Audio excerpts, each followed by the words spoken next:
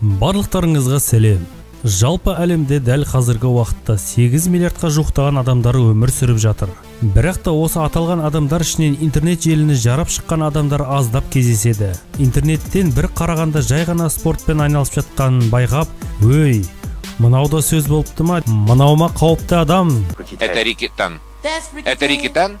Он очень опасный человек. Я очень опасный человек. Дейтін адамдар көп кездесіп жатады. Оған дәлел алдағы мына адамдармен байланыспаған жөн деген видеомыздағы байқаған болатынбыз. Олардың еңбектерін бағаламай жай ғана сөзбен айта салу кез келген адам үшін оңай. Бүгін сол аталмыш видеоның екінші бөлімін шығарып отырмыз. Бұл видеода өз ісінің шебері әрі жылдам әрі мықтыларын топтастырдық. Сіздерге ұнайды деген сенімдеміз. Бұл топтамаға атағы шығып қойған қоян қолтық төбелес не болмаса басқа жарыстардан аты шыққандарды қоспадық. Олай болса жақсылап диванға жайғасып отырып көрелік. Достар, видео басталмас бұрын жай ғана аванс лайктарыңызды баса кетсеңіздер, қиын болмаса каналға тіркелсеңіздер біз үшін өте қуаныш. Олай болса кеттік.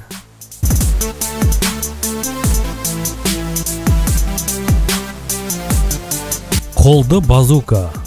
Аталған адам аты айтып тұрғандай бір қызық адам сияқты. Бұл жігіт жайлы айтқымыз келмеді негізі. Мына комментарияға қарап айта кеткенді жөн көрдік. Бұл жігіт атың шықпаса жер өрте дегенде білдіргендей болып тұр. Интернет желісінен алғаш көргенде Губка Боб мультфильмі есіме түсті.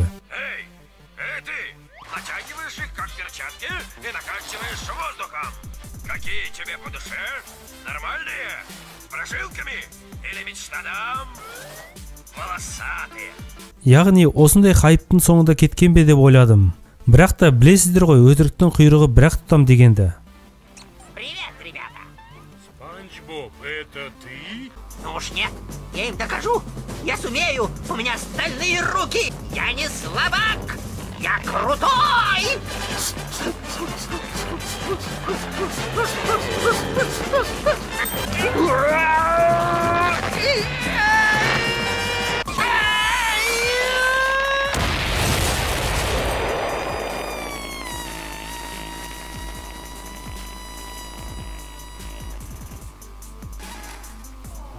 Бұл жігіттің жасап жүргенінің аяғы ақыры соңында осындай болады. Көптеген өз ісінің шебер адамдары бұл жігіттің жасап жүргенін мүлдем қолдамайды. Айтпақшы, өтіріктің құйрығы бірақ тұтам дегеніміз, бұл жігіт нағыз жігіттердің сайысына барып не болғанын өз көздеріңізбен көріңіздер.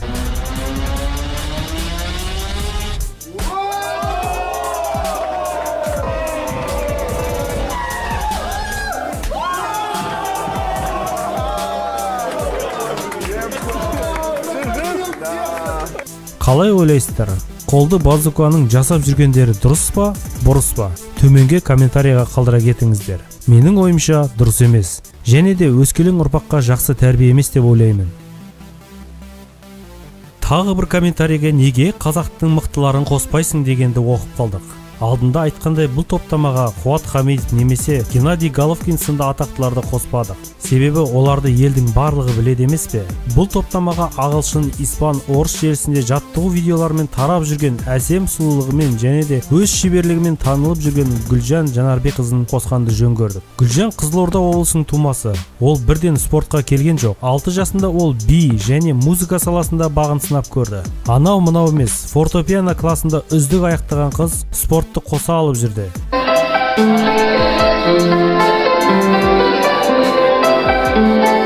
Кейініректе бразилиялық жиу-джитсу спортымен әуестене бастады.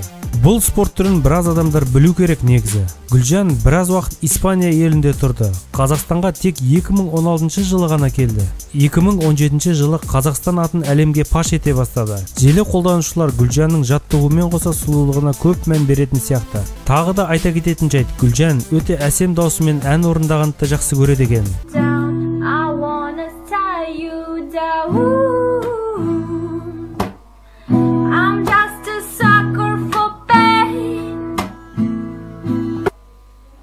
Оған дәлел Инстаграмдағы әндері. Осындай қыздарымыз көп болсын. Қазақтың қызы әрқашанда сұлу ғой. Shadow Leon 1992 жылы Ямайка аралында дүниеге келген. Кішкентай кезінен бастап жаттығуға ден қойған бала көпшіліктің көзіне түсе бастады. Қазір бұл жігіт фитнес жұлдызы. Әр күнін тек жаттығуға арнаған. Жаттыққан сайын дене бұлшықеттері ағаштай қатып қалған деп жазады кейбір сайттар. Леон күніне 1200 мәрте отжимание жасайды екен. Жасағанда да бір қалыппен емес, әр түрлі қалыппен жасайды. Және әрқайсынан 100 мәртеден жасайды екен. Кейде видеосына қарап отжимание жасағанда билеп жатқандай көрінеді. Леонның YouTube каналы бар. Әр жаттығуларын сол каналына жүктейді. Бірнеше әлеуметтік желіде көптеген оқырмандары бар. Мына өмірдің оң багы. Кино жұлдыздарының көрсеткен трюктарын тек кинодан ғана байқаймыз ғой. Олардың жасағандарын жалпы өмірде қайталау қиынға соғады ғой. Ол үшін олар сияқты мықты күш иесі болу шарт емес пе? Сіздер естіген боларсыздар атақты On Bak фильмін. Бұл фильмде шығыс жекпе-жегінің соншалықты күшті екенін кино баяндап береді. Біз интернет желісінен мына бір белгісіз жігітті таптық.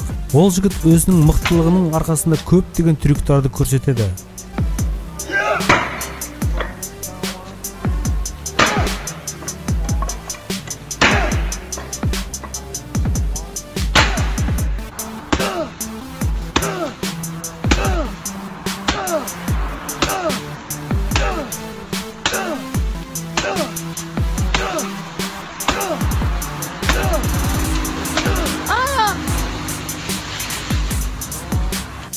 Кірпіш пе, темір ме, сүйек пе, бәрін қирата береді. Бұл жігіт әлеуметтік желіні қатты қараған болу керек. Смарт қазақ арнасы көрсеткен адамды әлеуметтік желідегі видеосын көріп,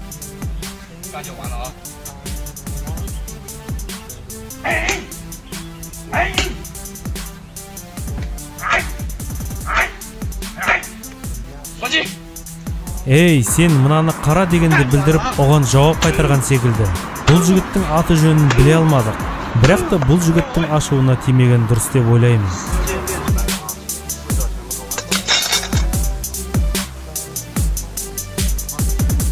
Шин Мин Шеол. Егер де спорт шебері өз спорт түрін өте жетік білетін болса, өз денесін әрқашан жоғарғы деңгейде ұстай алатын болса, тек қана жарайсың деуден басқа айтар сөз болмайды емес пе? Шин таэквондоны жетік меңгергені соншалық, оның жасағанын көптеген адамдар қайталай алмайды екен. Ол бірнеше градусқа айнала отырып соққы жасай алатын адамдардың бірі. Өзіңіз байқап көріңіз.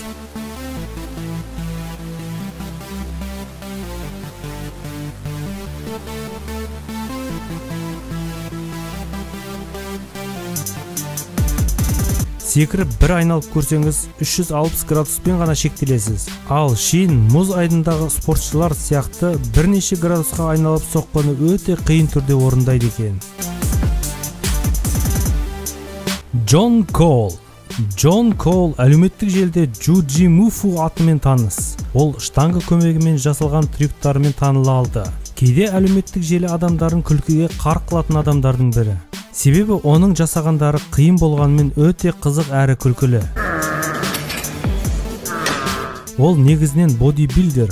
Ойына не келеді соны өзінің жаттығуына қоса береді. Джон өте мықты күш иесі, бірақ та оның басты қаруы оның жасаған трюктары. Штанганы көтере тұрып шпагатқа отыруы. Штангамен құшақтай артқа сальто айналу. Отқа жанып тұрған темірді көтеру арқылы трюкі. Тағы да ойға келмейтін бірнеше қызықты трюктары бар.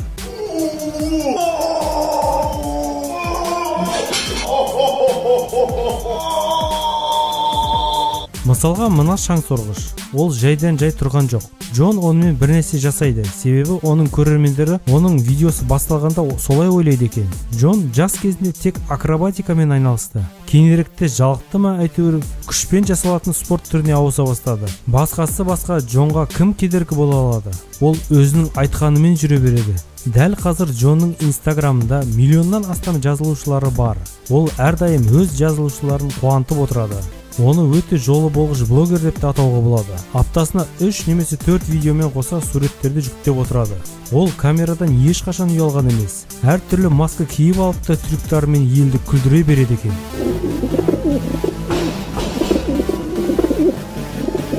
Декайо. Бұл кісі 15 түрлі жекпе-жек әдістерін біледі екен. Карате, таэквондо айта берсек көп. Бірақ та бұл кісінің ең басты қаруы атақты Брюс Ли секілді жылдамдығы. ДКО деп интернеттен іздеп көрсеңіздер көптеген видео мақалалар шығады. Бұл кісінің көптеген адамдар бір ерекше адам деп айтады екен. Ол өзінің жекпе-жек спортын шығарды. Бұл жекпе-жек спорты 15 спорт түрінің әлсіз жерін толықтырумен құралған. Яғни шабуылдамай тұрып қарсыластың тас талқанын шығару дейді бұл кісі. Адам денесіндегі жүйке нүктелері болады. Бұл кісінің спорты осы нүктелермен де байланысты. ДКО көптеген спорттық шараларда өзінің өнерін көрсетеді. Видеода бір қарағанда түсініксіздеу болуы мүмкін, бірақ та жақынырақ көрсеңіз таныса аласыз. ДКО жақсы дайындалған адам физикалық және психологиялық тұрғыдан да бәріне дайын болады. Шабуылдың қайдан келетінінде секунд өтпей жатып түсінеді деген пікірде. Дәл қазір ДКО Сеулде өзінің жаттығу залында көптеген білімгерлерді тәрбиелеуде. Көптеген елдерге семинарларға шығып тұрады. Ол өзінің шәкірттеріне жылдам қозғалу мен жаттығу түрлерін үйретеді екен. Бүгінге осы достар. Егер де видео ұнаса лайктарыңызды баса кетіңіздер. Каналға жазылуды ұмытпаңыздар.